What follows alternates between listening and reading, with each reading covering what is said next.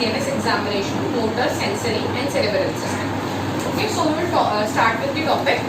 So Dr. Kavya will assist me in demonstrating the science and examination part of the CNS.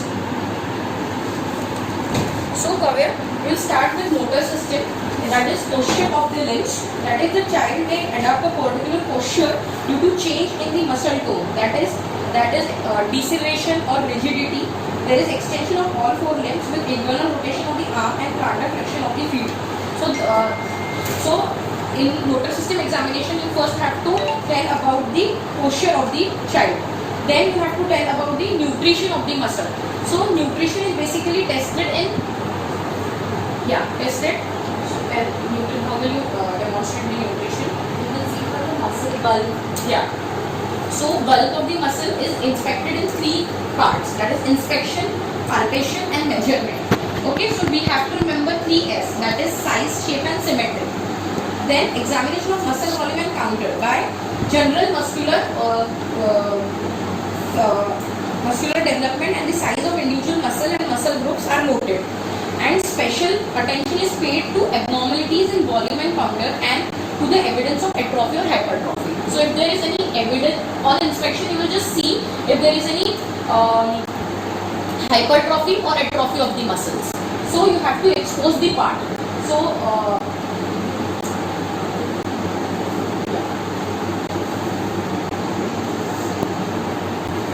So you will have just on inspection, you will just see for the bulge of the muscle or the tone of the muscle. Okay.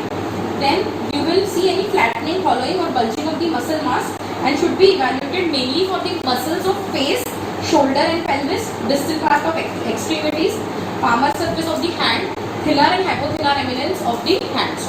Okay.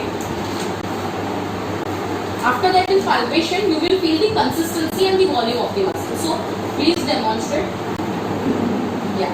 So this is how you feel or palpate the muscles. So normal muscles are semi-elastic and regains their shape at once when compressed. Hypotonia or hypertrophy. So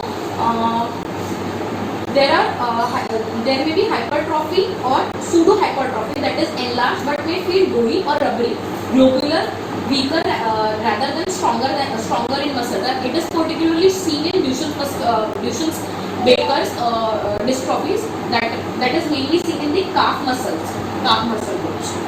Okay. Then hypertrophic muscles in the foot results in PKS. So there will be hypertrophy of these muscles. PKS. Okay.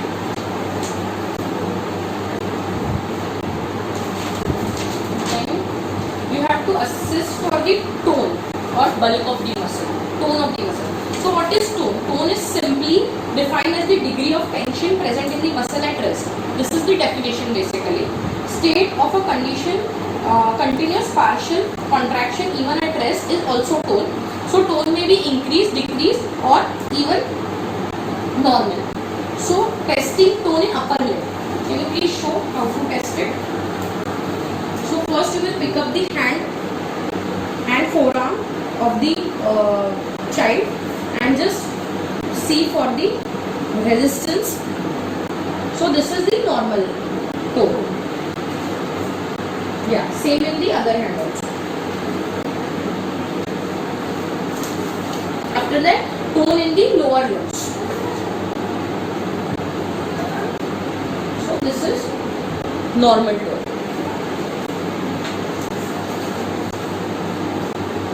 Then you will see the resistance of motion in the proximal group of muscles. So you will hold the hand distally and see for the range of movement.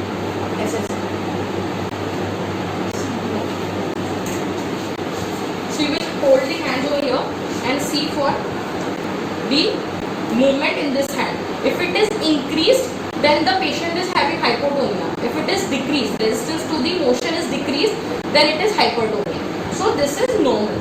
Same for the this one. Okay. So this is how you test the range of movement in the peripheral joint or peripheral group of muscles by holding the distal group of muscles. Okay.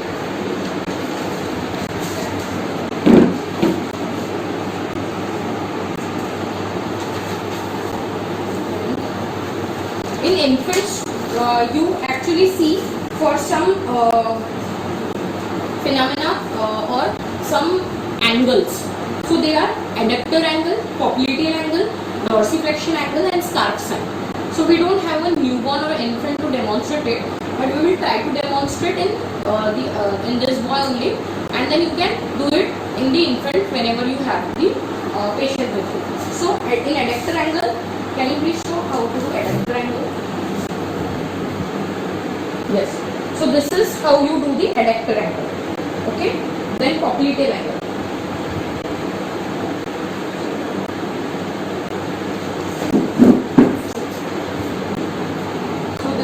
The popliteal angle. Then dorsiflexion angle. Dorsiflexion angle is when you flex this and you try to bring the foot end towards your knee. Okay, that is dorsiflexion. And what is scarf sign? When you have to take the hand and see if your elbow passes the midline, crosses the shoulder, or it does not cross. So this will basically tell you the tone.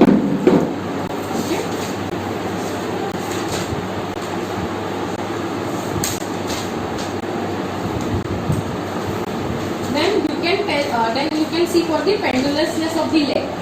Okay, but or नीचे से pendulum.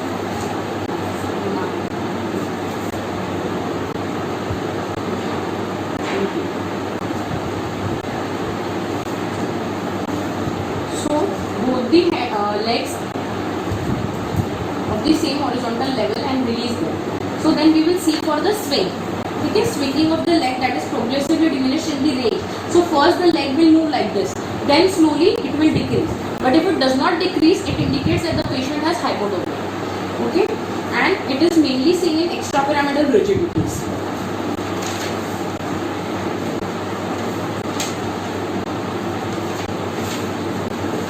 Then we will see for power.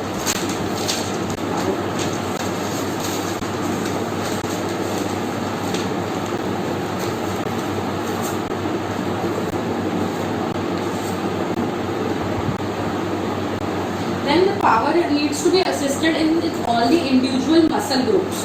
So for deltoid, you should do abduction of the arms from rest to the horizontal position. Yes.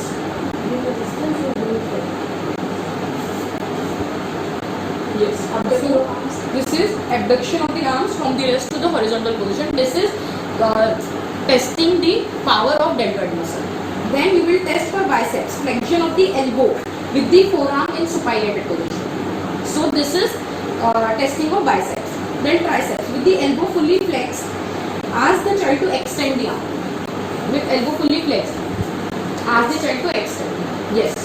So this is power of triceps. Then in prone position, patient attempts to lift his knee off the bed against the resistance. So we are now testing for gluteus maximus. Okay, this is gluteus maximus. In quadriceps in supine position and with the knee partially flexed, the patient attempts to extend his knee against the resistance. Extend. Yes, this is quadriceps. Then in hamstring in prone position, the patient tries to flex his knee against the resistance. Prone. The patient tries to flex his knee against the resistance. This is for hamstrings. Okay. Then gastrocnemius in supine position and with the knees extended, the patient attempts to push down the sole against the resistance. Yes. This is for gastrocnemius and soleus. Then tibialis anterior. In the supine position and with the knee extended, the patient attempts to dorsiflex his foot against the resistance. Dorsiflex. This is for tibialis anterior. Okay. That's it. So power of grading for power is 0 is none, no movement. Then 1 is flickering movement. 2 is movement possible after elimination of the gravity. 3 is movement possible against gravity but not against resistance. 4 is movement possible against gravity and against mild to moderate resistance, and 5 is normal power. Okay. Then the reflexes.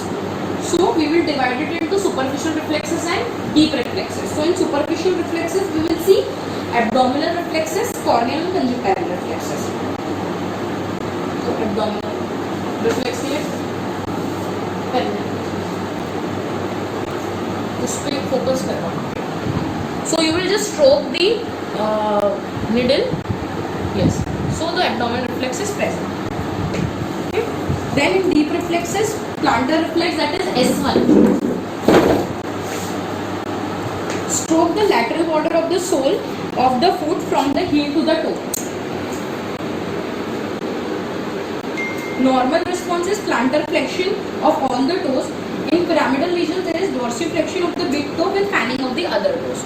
Okay, this is plantar flexion. Then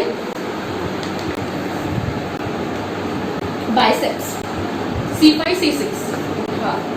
C5C6. Tap the bicep tendon after partial flexion and pronation of the elbow. Further flexion of the elbow and visible contraction of the bicep muscle. Then tricep, C7, C8.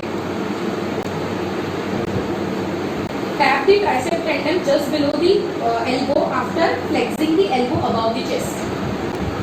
Extension of the elbow and visible contraction of the tricep muscle.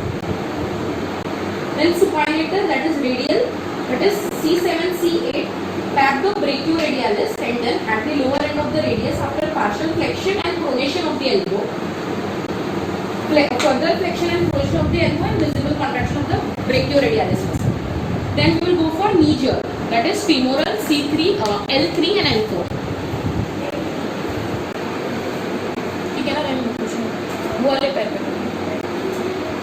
Tap the quadricep tendon just below the knee after partial flexion of the knee and supporting them with the hands in the supine position.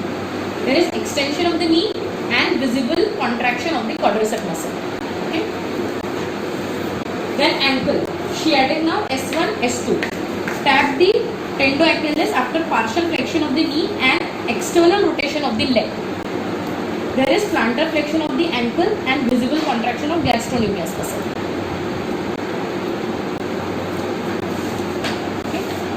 So grading of reflexes is absent means 0, sluggish reflexes, that is +1, normal is +2, +3 is brisk, and brisk with clonus is +2.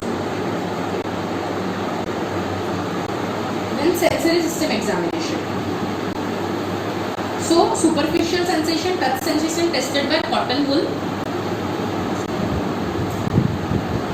Test for signs of meningeal irritation, that is neck stiffness. It is tested by passively flexing the neck of the child in the supine position. The older child may be asked to touch his chin to his chest. Neck stiffness is present if there is resistance to passive flexion of the neck and pain occurs on forceful attempt to flex the neck. So causes of neck stiffness, it may be present in meningitis. Then Kernick sign in supine position with the hips and knee in flexed position. Extend the knee. Normally this is possible up to 140 degrees. It is restricted in meningitis. Then Rudzinski sign, on the flexion of the neck in the supine position there is flexion of hip and knees in case of meningitis. Flexion of neck. So this is normal. Also one flexion of one leg, the other leg also flexes in meningitis.